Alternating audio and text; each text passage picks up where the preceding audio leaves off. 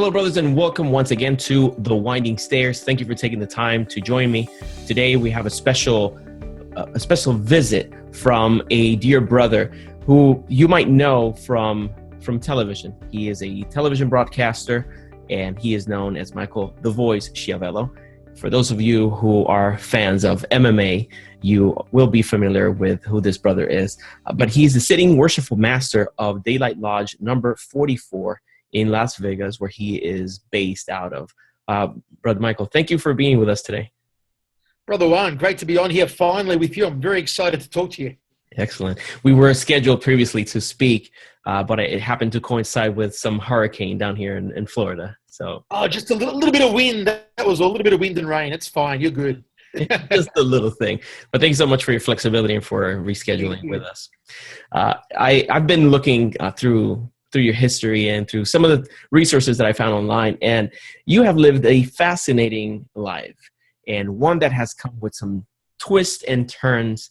And I wanted to hear from you, especially about that first twist that interests me the most when I read that you had a vision that you wanted to be an architect. You wanted to go down the line of architecture, but something happened that changed the course of your life forever. Could you please tell us a little bit more about that? Yeah, I love telling this story. When I was growing up, all I wanted to ever be was an architect. And I don't know where I got the idea that I wanted to be an architect.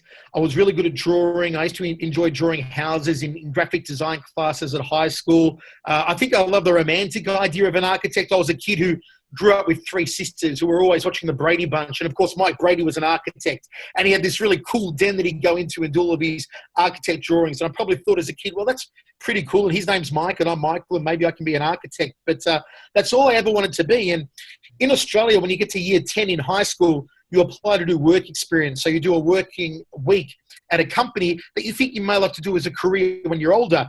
So of course, I wrote away to about 20 architecture firms and sat by the mailbox for the next few weeks, waiting for a letter to come back. These were the days before email, to tell me I'd been accepted to do architecture for a week in one of these firms. Waiting, and no letter came back. Not even a no letter, just no letters at all. Not a reject letter, not an acceptance, nothing came back. So it's literally like a week before I'm meant to get a placement for work experience. And all my friends are doing cool stuff. Some of them are going to doctor's surgeries. Some of them are going to work at accountants, lawyers' offices, police stations, fire brigades. I'm crying to my mum. I remember it. I'm crying, saying, Mum, what do I do? None of these architecture firms have written back to me. There's like a week and a half to go. I don't know what to do. And I'll never forget it. My mum looked at me and she said, you should do radio. I'm like, radio? What do you mean? I have no interest in radio. She goes, you've got a good voice. Trust me, do radio. And I'm like, Mum, I want to be an architect. She goes, just trust me, do radio. Write to a radio station. So there's a radio station I used to listen to called Triple M. I wrote to them, and lo and behold, a few days later, I get a letter, and I still have it at home back in Australia, from a woman named Deanne Sloan saying, yes, come in and join us in our newsroom. So I rock up to Triple M, and I get there, and I meet Deanne Sloan, and she looks me up and down, and she goes, what do you want to do in radio? I go, I don't. I want to be an architect, but my mum said I should try out radio. She thinks I've got a good voice, so I'm here. You're stuck with me for the next week. And she goes, well, I've got a good feeling about you. I think we're going to stick you in the newsroom with our journalists. See what you think. Okay. So I went in the newsroom with the journalists, and literally, as soon as I stepped in there, a light bulb switched on in my mind.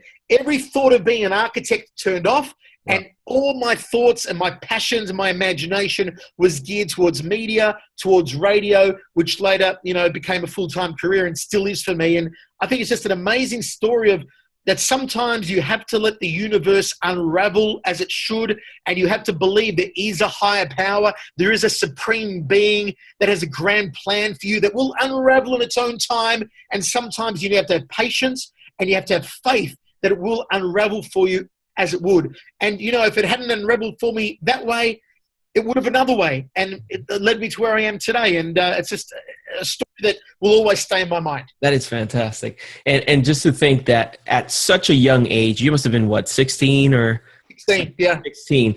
The rebellious nature of the teenager is something that you think would have gotten in the way.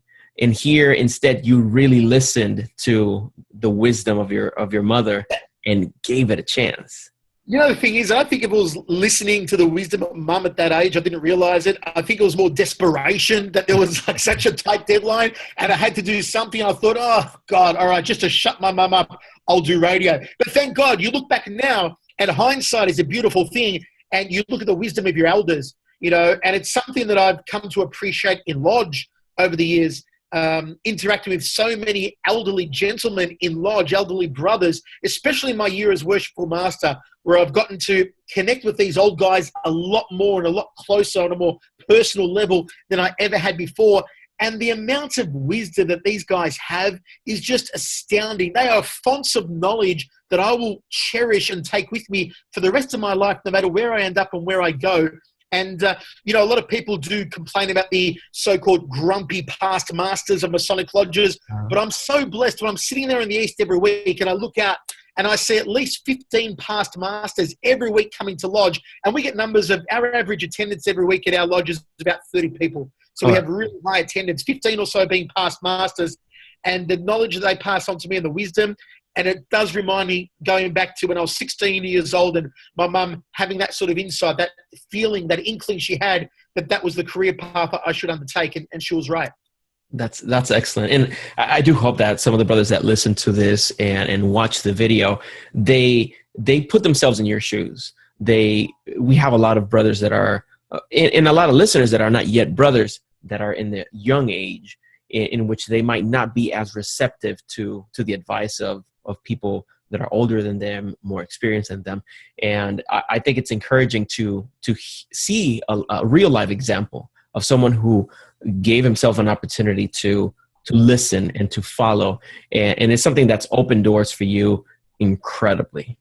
It is, and I think also a lesson is that when life presents you with an opportunity, take it, go for it, try it, do your best at it. I say to people that want to join Freemasonry, people that come to petition the lodge, and they ask a lot of questions, which they should. Everyone who petitions the lodge should ask a lot of questions, and every member of that lodge you talk to, every Freemason should be able to answer all of those questions, especially the master of the lodge. But, you know, I talk to a lot of these guys and they have questions and like, well, I don't really know if it's for me, if it's not for me. This sounds a bit strange. This sounds a bit weird. And I say, listen, do it. Be initiated. Take the first degree. If you don't like it, you can pull out. It's not a jail. It's not the mafia. We don't kill you if you decide to withdraw, you know. Try it out. See if it's for you. I was the same when I became a Freemason. I had no one to sponsor me into Freemasonry. I didn't know any Freemasons. I read a bit of paraphernalia down in Melbourne that said Freemasonry makes good men better. And I thought to myself back then, I thought, well, I'm a good man. But if there's something out there that's not a religion, okay, and it's not a physical exercise pursuit like martial arts that can make me a better person, I'm all for it. I'll give it a go. I remember going to visit the lodge. I rang the secretary of my local lodge and he said, come on down and have dinner with us. You'll get to the lodge and we'll be upstairs doing our thing. You wait downstairs for us. Be there at 9 o'clock. So I rocked up at about 8:30, always early. And I remember sitting downstairs and hearing upstairs this noise, knock, knock, knock. And then the playing of organs. And then a few moments later, I'd hear 3 more loud knocks on what sounded like a brass knocker on a wooden door. And I'm thinking to myself, what the hell is going on up there? I'm freaking out a little bit. The shuffle of all these feet, and then these old men dressed in their finest tuxedos, 3-piece suits, bow ties, coming down the stairs. I didn't know if it was for me, but there was something in my gut that told me, Michael, follow through with it. So many great men have been Freemasons. These guys you're meeting here today are such fonts of knowledge. Just go through the first step and see if you like it. And then even when I was, you know, becoming master of the lodge, when I became senior warden of the lodge in Las Vegas, one of the past masters said to me, he goes, Michael, are you ready? And I'm like, yeah, no worries, I'm ready. He goes, no. Are you ready? This is a major step. Are you ready? And I actually had to think about it. Like, was I truly prepared? Was I truly ready? And a part of me, which is that, I guess they call it the flight or fight syndrome, wanted to fly away, wanted to go, oh, maybe I'm not ready. You know, Worshipful Master is a big thing. There's a lot of memory work, a lot of responsibility, both inside the lodge room and the politics and egos outside of the lodge room. Maybe I just want to stay senior warden and say, you know, someone else can be master next year. But I took the plunge. I did it. I bit down, and it's one of the greatest decisions I made because I've relished my year. And again, coming back to just saying that if you have opportunities in life and the door is knocking, open that door, walk through it and see what's on offer. And don't forget, if you don't like what you don't see, you don't like what you see, you can always pull back, but at least give it a shot. Exactly. Because you'll never know. If you don't give yourself that opportunity to try something, you won't know if it was for you or if it was the actual door that will lead you to other opportunities. Right. And like Freemason does one, no one ever pushes you through that door. When you're about to become an entered apprentice, you have to knock on that door of your own free will and accord. No one else can knock on that door for you. No one else can push you through that door and get you started. You're first made a Mason in your heart. Okay. Then you enter the lodge room and you go through the ritual. And really, I think that pertains to everyday life. Everything you do in life is your choice. It's no one else's choice. We have the choice to do this interview right now. I could have said no, you could have said no, but we mutually had a choice to do this interview. We've opened the door ourselves. We've taken this step forward. And I think that Masonic teaching of knocking on the door of your own free will and accord and it having to come from your heart first should be applied to most everything you do in life. And if you could apply that to your everyday daily life, then I think you're in a much better position. Don't ever let anyone force you into anything, and do things that come from the heart. They don't come from the ego. They don't necessarily come from the mind. They don't come from thinking with the wrong head. They come from the heart first. And that's really going to be a good guard at the West Gate. It's really going to be a good bouncer, a good tiler for you to know what's right and what's wrong before you go forward and undertake something in life. That is very good. And you mentioned something there that it reminds me, one of the early books that you wrote, which actually is one of the books that made you a bestseller author, is the book Bouncer. And in it, can you tell the brothers a little bit about the experience of writing that book? Because you're taking here your life experience and putting it in front of the world. Could you tell us a little bit of how that experience was? So I wrote Bouncer in 1999. I was 23 years old, I think, when I wrote it. And it went on to become a bestseller in Australia. Jean-Claude Van Damme actually had the rights to make a movie of it before he had a falling out with his ex-manager. So that sort of went by the wayside, but we were very close to getting it made into a movie. At the time I was working in a publishing company. I was editor of 9 sports and lifestyle magazines back in Australia. And the general manager of one of the magazines that I was working for was a bouncer by trade on the weekends. And every Monday morning he'd come in the office and tell me these fabulous stories about bouncing in the doors of the hottest nightclubs in Melbourne and, mixing with hottest women and with celebrities and getting into scraps on the doors. And I thought to myself, man, we should put this into a book. This would be a great book. Let's do it. I'd never written a book before. It's something I wanted to do.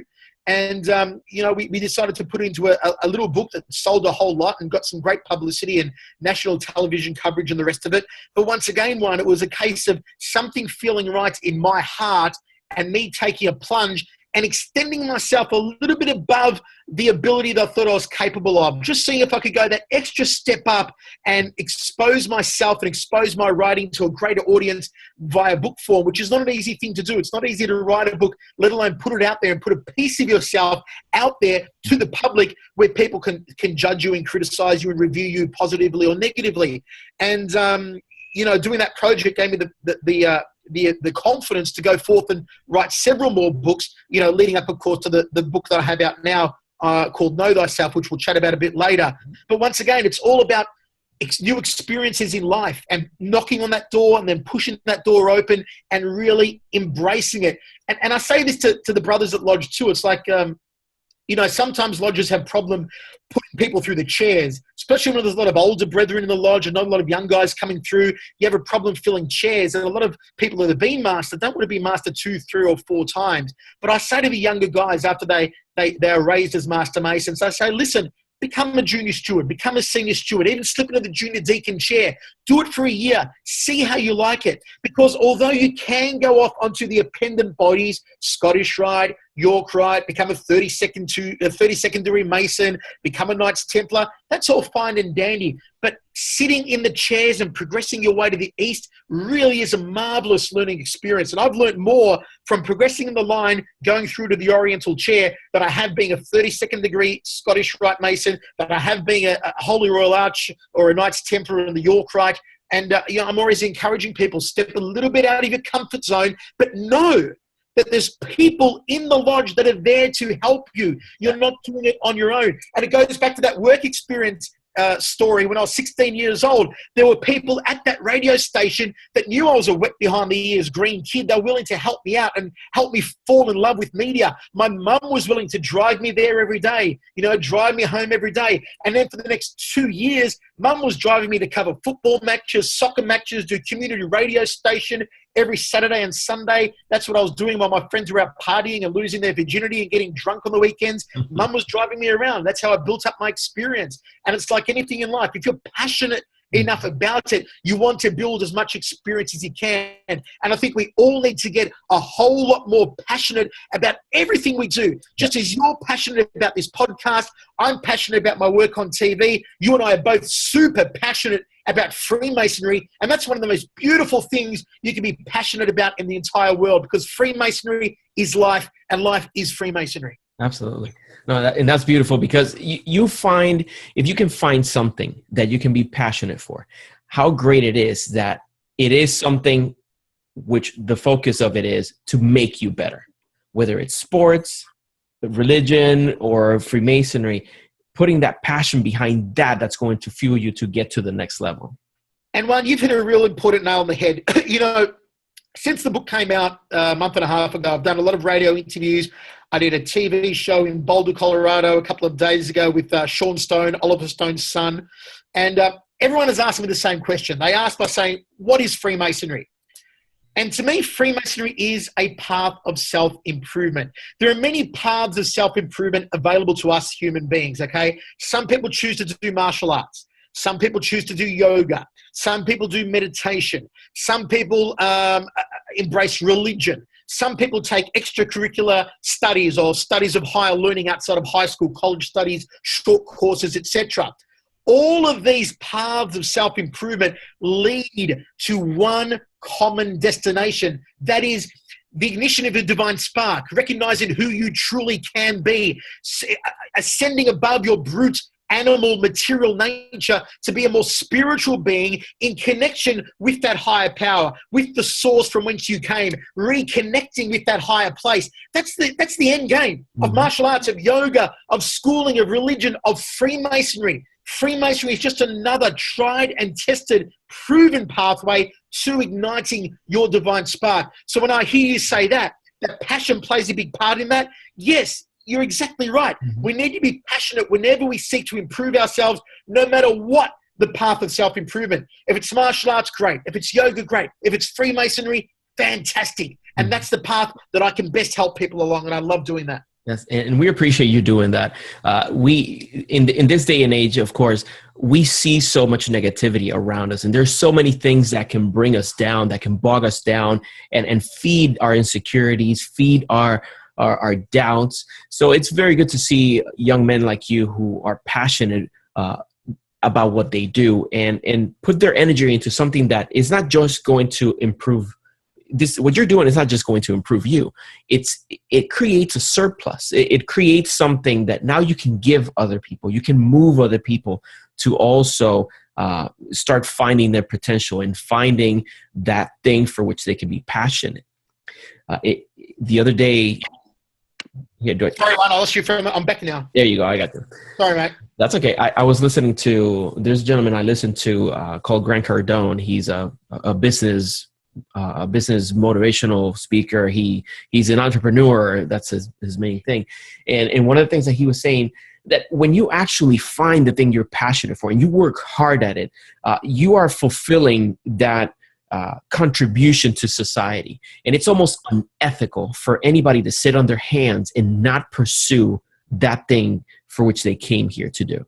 And I agree with you totally. And I think that if you don't undertake what in your gut is telling you, then I think you're basically slapping God in the face, because he gave you this talent. The supreme being, the creator, the great architect of the universe, in his grand design, infused you with this talent. No matter if the talent came easily to you or you had to work hard for it, either way, it was in that grand plan. So if you don't act on that and you're not passionate about it, then really, you're insulting the grand architect. You're insulting that supreme being. If you become a Freemason, okay, don't just go through the rigmarole of rocking up to lodge every week, looking on your phone, just drifting around, eyes gazing about. Get immersed in it, because here is one of the greatest learning institutions that has ever been devised by man, and you're a part of it. So why wouldn't you embrace it and let it take you to all the glories about your life that it can possibly show you? And in the 3 Blue Lodge degrees, as we call them, the guts of Freemasonry, first, second, and third degree, is all the learning you really need. One, there's a lifetime of learning, and then more that you can't possibly get through an entire lifetime. So it's not only a passion, it's a portal of education that is never ending. It's a flame that will never be extinguished. Freemasonry is something you can learn for 10 lifetimes, and you still won't comprehend it all, but you will be nourished both in mind, body, and soul by it. That's excellent. I do hope that brothers take this to heart, and they really focus on dedicating the time, the attention, and the energy into those first 3 degrees. And I agree with you 100%. There is so much available to us within these 3 degrees that it in a sense, it's unnecessary for us to go outside and look for other things instantly.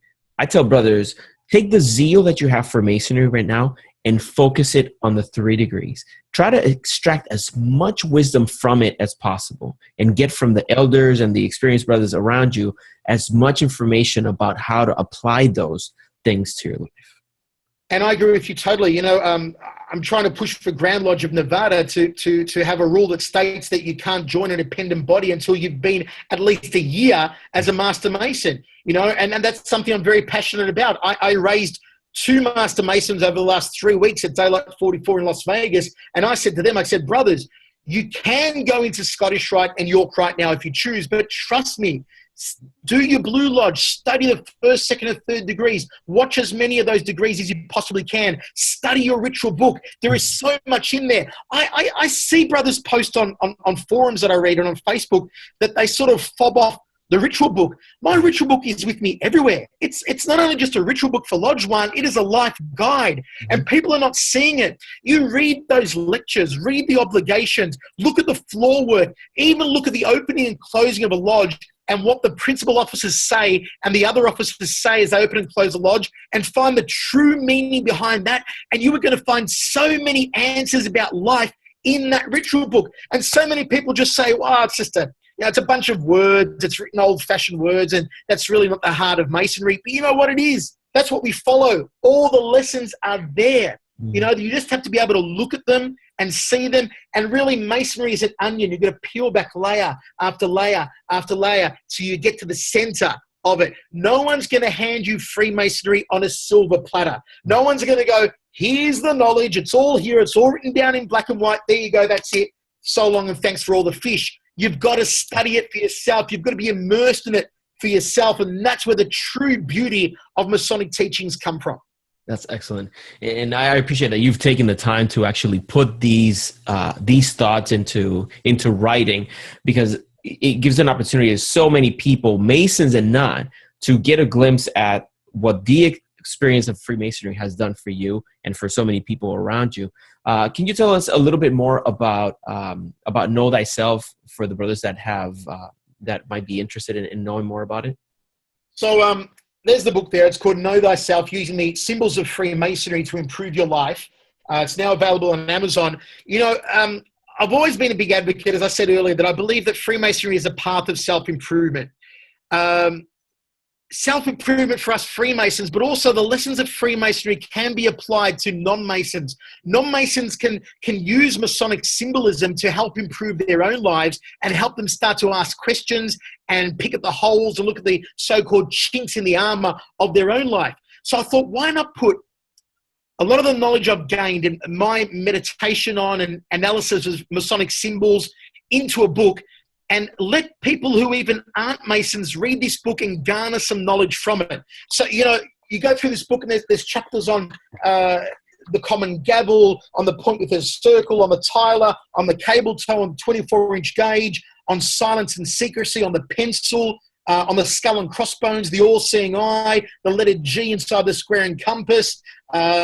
the beehive, the winding staircase, and I take all these symbols and I really break them down and study them also, not only from a Masonic perspective, but go deeper, even more so, into a scientific perspective as well, and really see that these symbols are more than what is just written in our ritual book.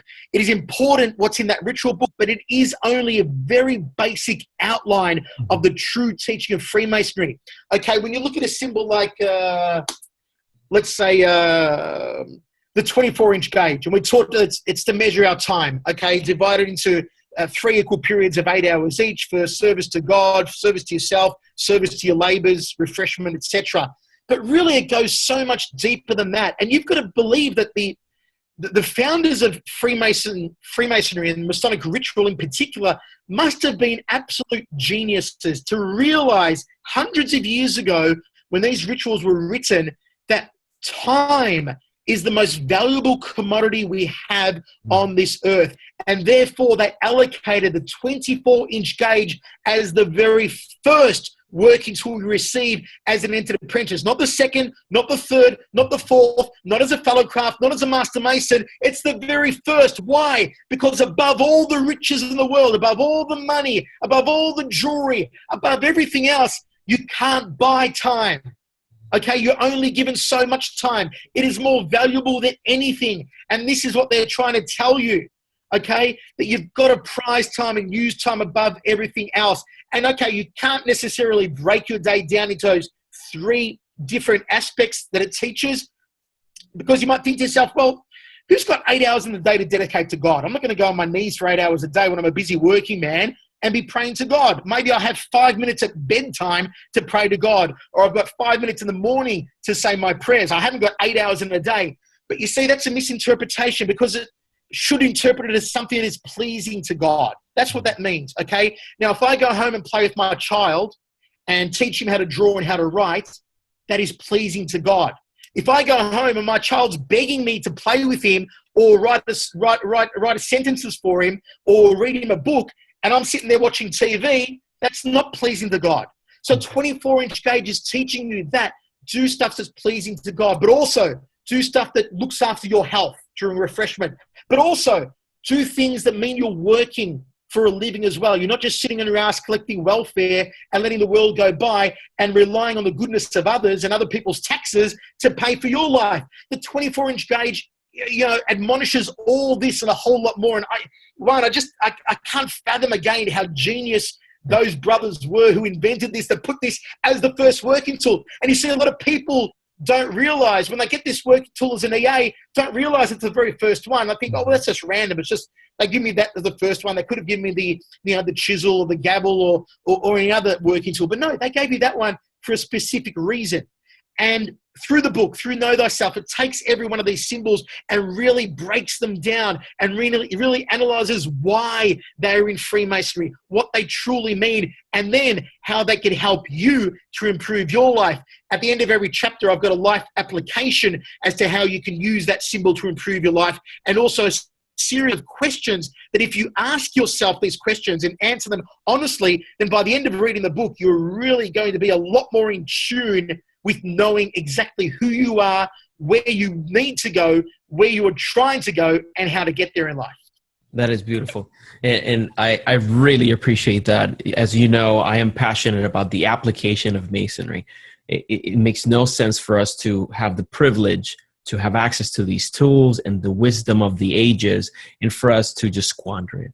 Putting that to work is what makes a Mason a Mason. A Mason is a man who builds something. And if we're not building men, if we're not building a society, a community, then we're wasting our time. Exactly. And the main thing we build, and we are building, is yourself. Okay. The main thing we are building is our personalities. We are chipping away at the superfluities, using that common gavel. And I did a lecture at my lodge on the common gavel and asked the brothers, so what does the common gavel mean to you? And a lot of them were like, well, it's the gavel that the master uses to wrap the lodge. And I go, well, yeah, that's an operative use, but symbolically, what does it teach you? What's the deeper meaning of it? And some of them struggle to answer it. And really, when you get down to it, the common gavel used, as it says in our ritual, to chip away at remove the superfluities from our life, okay, really comes down to willpower. The common gavel is willpower. And you have to pick up a gavel in your hand, and you have to physically use a gavel when you're a worker, when you're chipping away at stone, when you're chipping off those rough edges. Those rough edges of your personality are all your vices and superfluities in your life. Your greed, your ego, okay? Any addictions that you have, you've got to gavel those away. You've got to chip away at them. That's what the common gavel is. It's called a common gavel because it's common to all of us. Not just common to you and me, Juan, because we're Freemasons. It's common to the person walking out there on the street. It's common to the big businessman. It's common to the street sweeper. It's common to the school kid, boy or girl, whoever it may be. It's for everyone because it means willpower. And it won't pick up itself. You're not given a saw, an electric saw that you can plug into a socket. You're not given a chainsaw that you plug in, turn on the power, and chip away at that rough stone. You're given something you've got to take in your hand. You've got to take possession of and physically use it yourself. That's the same with your willpower. No one else can do it for you. You've got to say, hey, I've got to take hold of my own willpower. I've got to show strength. I've got to chip off those rough edges myself. No one else can do it for me. And again, it just comes back to the genius of these symbols and just realizing what they truly mean and how they can apply to our everyday life, not just life in lodge. That's excellent. I love I love your energy, and I love that you've shared some of that with us here on the Winding Stairs. But I want to be respectful of your time. And as we say goodbye, could you tell brothers who want to learn more about you or find where to get a copy of your book, where is the best place for them to go? Sure. Thank you, Juan, for the opportunity. Probably Amazon.com for those in the US, Amazon.co.uk for those in the UK. It was a #1 hot new release on Amazon 2 days after it came out, which I'm very excited about. The book is called Know Thyself, Using the Symbols of Freemasonry to Improve Your Life. It's got a great foreword written by UFC Hall of Famer Pat Miletich. For you UFC and MMA fans out there, Pat Miletich, Hall of Famer, one of the greatest UFC fighters of all time. He's also a Freemason. He is also a sitting worshipful master of Bettendorf, Hamilton Lodge number 634 in Bettendorf, Iowa this year. I'm really thrilled that Pat and I are on the road every week commentating the fights on television, and we get to visit lodges around the country. We get to talk about Freemasonry every week and practice and rehearse our stuff as worshipful masters on the road every week. And I'm thrilled that he wrote the foreword for the book. And, hopefully brothers and also non-Freemasons can get a hold of it, have a read. Let me know what you think about it. I'm available on Twitter at Schiavello Voice, on Facebook as well. And let me know your thoughts on the book. And I really do hope you enjoy it because, I think it's a book that can draw a lot of people to Freemasonry and really open a lot of people's eyes who have always had misconceptions about Freemasonry and have, taken the path of the tinfoil hat wearers, the conspiracy theorists over the years and the anti-Masons, and not bothered to actually research for themselves what Masonry is all about and what Freemasonry can do for them. And I think this book really does open that up to the general public, which I think is a good thing for our craft. It's something I'm very passionate about, and we are thankful to have people like you, Juan, who are putting the word out there every week on your podcast, on the other podcasts you do, on the Facebook page that you run, with your fabulous artwork, your lectures, your online workshop series as well. And this is what Freemasonry is. Don't ever be afraid, anyone, to wear your lapel pin, wear your ring or rings proudly, and let the world know you are a Freemason. You belong to a time-honored institution of great people over hundreds of years, stretching back even thousands of years. Be proud to be a part of that. And when someone says to you, what is Freemasonry? What do? You should have a ready answer. And know that Freemasonry to each of us is something personal. It may be something different. But if it's like me, then Freemasonry is a path of self-improvement, just like martial arts or yoga or meditation or maybe even religion or higher learning. And that's the really basic good answer I think you can give to people. But always, as we said earlier, it should always come from your heart first and foremost, as with anything you do in life. Brother, those are very good words, and I really appreciate all of them. And I say, one thing that I also appreciate is the beautiful irony in the fact that you ended up being an architect after all. Yeah. In the hands of brothers to help and construct this edifice of society. So thank you. I finally got there, Juan. I finally got there. You did it. All right, Brother Michael, thank you so much for your time and for the inspiration. And I'll share some of the links that you mentioned in the show notes for the brothers. But thank you again for joining me today. Thank you, Brother Juan. It's an absolute pleasure.